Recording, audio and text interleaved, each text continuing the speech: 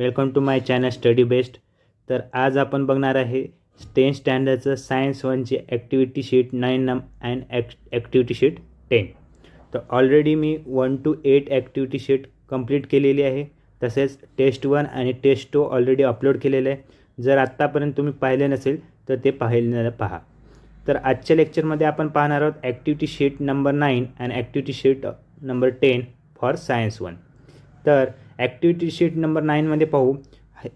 याचा टॉपिक आहे carbon and important element, जो आपल्या 9th स्टँडर्डमध्ये जे झालेलं आहे चॅप्टर, त्या चॅप्टरवर बेस ही ॲक्टिव्हिटी शीट आहे. तर ॲक्टिव्हिटी शीट 9मधला पहिला क्वेश्चन आहे, classify the following substances into organic and inorganic substances. तर खाली काही सबस्टन्सेस दिलेले आहेत, त्यामधले आपल्याला ऑर्गॅनिक सबस्टन्स कोणते आणि इनऑर्गॅनिक सबस्टन्स कोणते हे आपल्याला डिवाईड करायचं आहे. सबस्टन्सेसची लिस्ट सांगतो मी.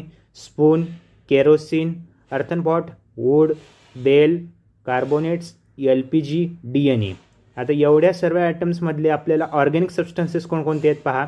ऑर्गॅनिक सबस्टन्सेस आहेत kerosene, earthen pot, wood, LPG, DNA. हे सर्व ऑर्गॅनिक सबस्टन्सेस आहेत. आणि इनऑर्गॅनिक सबस्टन्सेस कोणकोणते येतील? इनऑर्गॅनिक सबस्टन्सेस येतील स्पून, बेल आणि कार्बोनेट्स. हे इनऑर्गॅनिक सबस्टन्सेस येतील. तर असा हा क्वेश्चन 1 होता. त्यानंतर आपण पाहू क्वेश्चन 2. क्वेश्चन 2मध्ये पहा, find an odd man out. आपल्याला इथं ऑड मॅन काढायचं आहे. पहिला आहे क्वेश्चन, त्यामधला शुगर, कॉटन, साल्ट, पेपर. तर याचा आन्सर येतं साल्ट. त्यानंतर आहे इथेन, इथाईन, प्रोपेन. तर याचं उत्तर येतं इथेन, इथेन. त्यानंतर थर्ड आहे मिथेन, इथीन, प्रोपेन. तर याचा आन्सर येतं इथीन म्हणजे वालं. ठीक आहे. तर हा होता क्वेश्चन 2. त्यानंतर आपण पाहणार question 3. Observe the following structural formula and identify the type of hydrocarbon. आता तुम्हाला खाली स्ट्रक्चरल फॉर्म्युला दिलेले आहेत आणि त्यावरून तुम्हाला त्या हायड्रोकार्बनचा टाईप ओळखायचा आहे. तर टाईपमध्ये तुम्ही सॅच्युरेटेड, अनसॅच्युरेटेड असं डिव्हायडेशन करून सुद्धा लिहू शकता, किंवा त्याचा जो मेन टाईप आहे इथेन, मिथेन, प्रोपेन जो आहे तो लिहायचा आहे. तर मी तो लिहिलेला आहे. पहा, हे बघा पहिलं स्ट्रक्चर. यामध्ये तुम्हाला दिसते की कार्बनचे 2 आहेत आणि हायड्रोजनची 1 2 3 4 5 6 आहेत, म्हणजे C2S6 आहे. आणि मध्ये सिंगल बॉन्ड आहे कार्बनमध्ये, म्हणजे हा कोणता आहे? इथेन आहे. त्यानंतर पहा सेकंड स्ट्रक्चरमध्ये डबल बॉन्ड म्हणजे 3 C कार्बन आलेले आहेत आणि 4 हायड्रोजन आलेले आहेत. C3H4 आणि कार्बनमध्ये डबल बॉन्ड आहे, त्याच्यामुळे हे काय येतं? अलिन. त्यानंतर आहे थर्डमध्ये पहा ट्रिपल बॉन्ड C दिलेला आहे आणि पुन्हा सिंगल बॉन्डमध्ये दिलेले आहेत दुसरे, म्हणजे 4 कार्बनचे ॲटम्स आलेले आहेत आणि हायड्रोजनचे 1 2 3 4 5 6 हायड्रोजनचे आले आहेत, म्हणजे C4S6 आलेले आहेत आणि मध्ये ट्रिपल बॉन्ड आहे, म्हणून या स्ट्रक्चरचं नाव आहे ब्युटेन. त्यानंतर फोर्थ स्ट्रक्चर पहा. यामध्ये कार्बनचे बघा पहिल्यांदा किती आहेत? 1 2 3 4 5 रिंग स्ट्रक्चरमध्ये आहे. 5 कार्बन्स आहेत, म्हणून हे पेंटेनच्या फॉर्ममध्ये येणार. पण हायड्रोजनची पुन्हा प्रत्येक ह्याला बघा 1 2 3 4 5 6 7 8 9 10 11 12 जवळपास आलेले आहेत, म्हणून हे आयसोपेंटेन येतं. हे होते स्ट्रक्चर फॉर्म्युले क्वेश्चन 3. त्यानंतर आपण पाहणार क्वेश्चन 4. क्वेश्चन 4 विचारलेला आहे, the chemical formula of ethane is C2H6. Draw it's structural formula. तर आपल्याला केमिकल फॉर्म्युला दिलेला आहे, त्यावरून स्ट्रक्चरल फॉर्म्युला काढायचा आहे. तर या ठिकाणी मी स्ट्रक्चरल फॉर्म्युला ऑफ इथेन काढलेला आहे. कसा आहे? 2 कार्बन असतील आणि 6 त्याला हायड्रोजन जोडलेले असतील आणि फिगरचं नाव दिले C2H6, दॅट इज इथेन, किंवा आपण फिगरचं नाव असं देऊ शकतो की स्ट्रक्चरल फॉर्म्युला ऑफ इथेन. त्यानंतर आपण पाहू ॲक्टिव्हिटी शीटमधला last question number 5. Write the properties of covalent compounds. तर कोव्हॅलंट कंपाऊंड्सचे आपल्याला प्रॉपर्टीज लिहायचं आहे.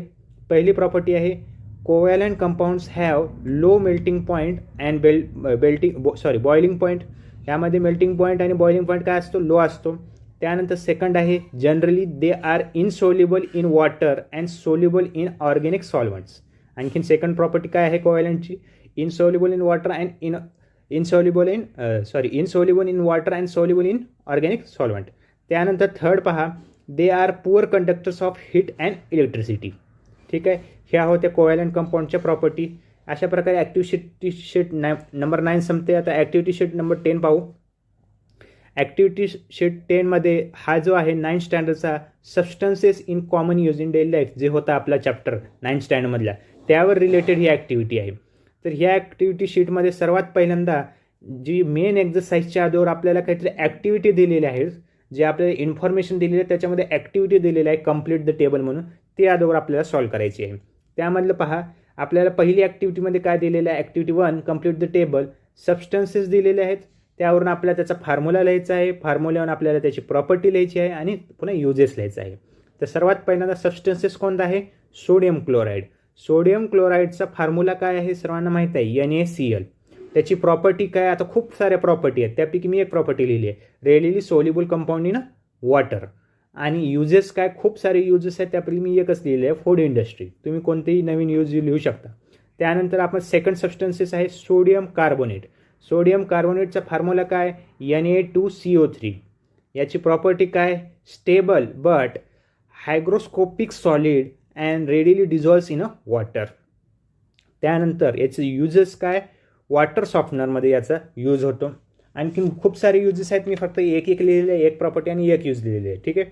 त्यानंतर थर्ड सबस्टन्सेस पहा काय आहे, सोडियम बायकार्बोनेट. आता सोडियम बायकार्बोनेटचा फॉर्म्युला काय, NaHCO3. आणि याची प्रॉपर्टी काय मी लिहिलेली आहे पहा, insoluble in ethanol and slightly soluble in methanol. आणि यूज काय आहे याचा सोडियम बायकार्बोनेटचा, इन पेस्ट कंट्रोल. पेस्ट कंट्रोलमध्ये याचा यूज होतो. त्यानंतर पहा ब्लिचिंग पावडर. आता ब्लिचिंग पावडरचा फॉर्म्युला खूप जणांना माहीत नसतो. काय ब्लिचिंग पावडरचा फॉर्म्युला, CaOCl2. आणि त्याची प्रॉपर्टी काय आहे, सोल्युबल इन कोल्ड वॉटर. आणि त्याचा यूज काय आहे, डिसइन्फेक्टिंग ड्रिंकिंग वॉटर. आपण ड्रिंकिंग वॉटरमध्ये ब्लिचिंग पावडर यूज करतो डिसइन्फेक्ट करण्यासाठी, ठीक आहे. ही होती पहिली ॲक्टिव्हिटी जी होती. त्यानंतर आणखीन एक ॲक्टिव्हिटी दिलेली आहे कंप्लीट द टेबल म्हणून. त्यामध्ये काय काय दिलेले आहे पहा, सबस्टन्सेस दिलेले आहेत, त्याची युजेस आपल्याला लिहायचे आहेत आणि साईड इफेक्ट लिहायचा आहे. आता पहिला सबस्टन्सेस दिलेला आहे फूड कलर्स अँड इसेन्स. त्याचा यूज काय, to make food more attractive किंवा टेस्टी म्हणू शकतो आपण.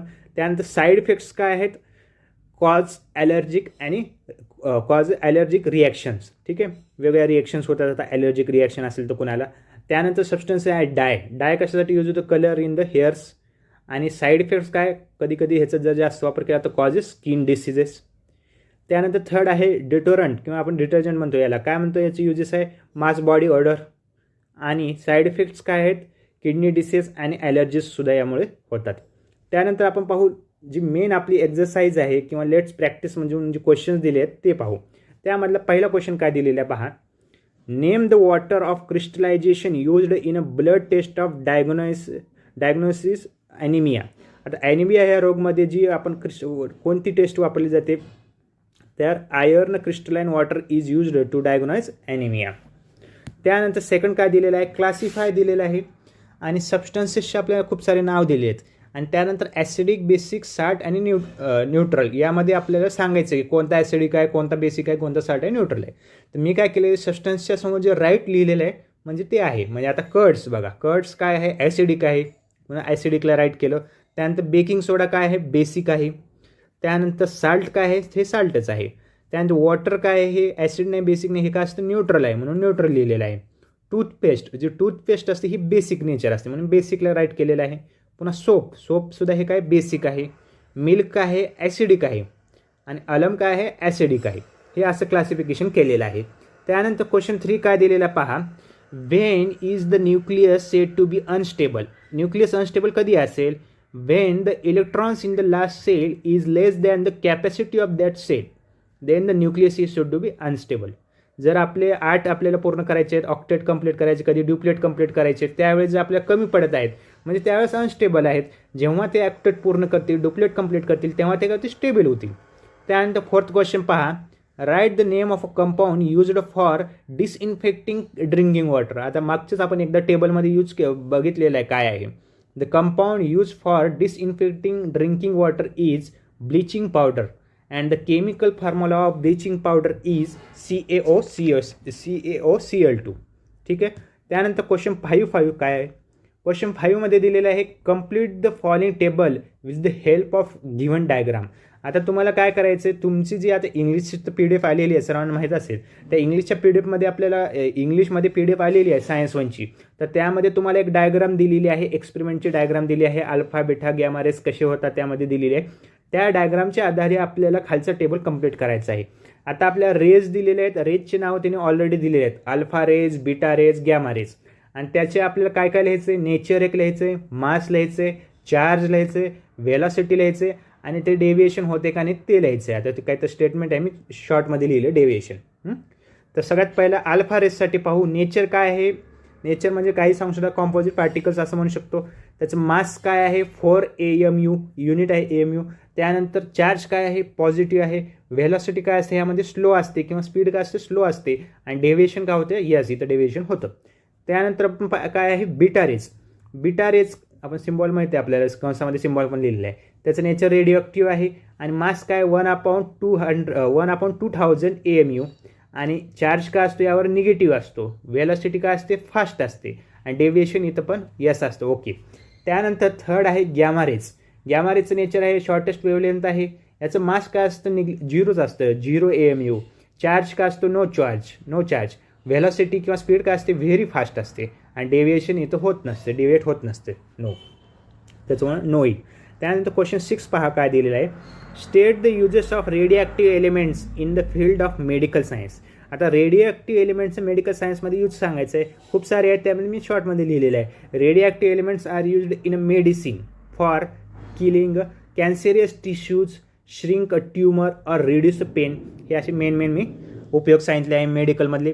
त्यानंतर लास्ट क्वेश्चन आजच्या ॲक्टिव्हिटीमधला, ॲक्टिव्हिटी नंबर 10मधला, राईट एनी 2 युजेस आणि 2 आपल्याला सांगितलेलं आहे. एक आहे सेरेमिक. सेरेमिकचं काय यूज आहे मेक पॉट्स आणि पाईप्स मेकिंगमध्ये याचा यूज होतो. दुसरा आहे बोन चायना. याचा यूज काय creation of plates, T cups आणि क्रिएशन ऑफ बॉल्स आणि मग्स असा ह्याचा यूज आहे. तर अशा प्रकारे हा व्हिडिओ संपतो. तुम्हाला व्हिडिओ आवडला असेल तर लाईक करा. काही क्वेरी असेल किंवा नवीन कोणती व्हिडिओ पाहिजे असेल तर कमेंट बॉक्समध्ये टाका आणि चॅनलला सबस्क्राईब करायला विसरू नका. थँक्यू.